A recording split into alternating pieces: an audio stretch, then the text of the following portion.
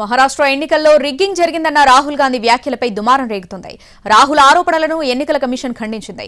ఆయన ఆరోపణలు నిరాధారమైనవని కొట్టిపారేసింది. ప్రజాస్వామ్యాన్ని అవమానించేలా ఆరోపణలు చేస్తున్నారని ఫైర్ అయింది.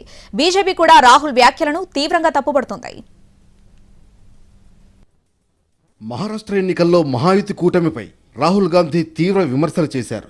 గత ఏడాది జరిగిన మహా అసెంబ్లీ ఎన్నికల్లో బీజేపీ మ్యాచ్ ఫిక్సింగ్ కు పాల్పడిందని ఆరోపించారు. ఆ ఎన్నికలు ప్రజాస్వామ్య రిగ్గింగ్కు ఉదాహరణ అని అన్నారు.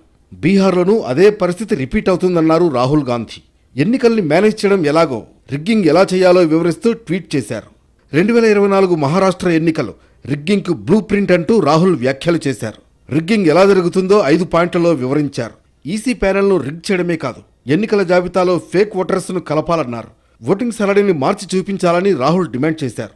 బీజేపీ గెలవాల్సిన చోట బోగస్ ఓటింగ్పై దృష్టి పెట్టాలన్న రాహుల్ త్వరలో జరగబోయే బీహార్ ఎన్నికలపై అనుమానాలు వ్యక్తం చేశారు.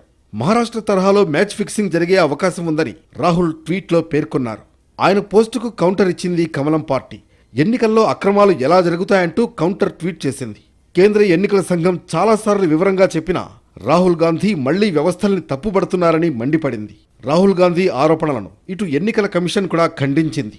ఆరోపణలు నిరాధారమైనవన్న ఈసీ రాహుల్ వ్యాఖ్యలు ప్రజాస్వామ్యాన్ని అవమానించేలా ఉన్నాయని విమర్శించింది.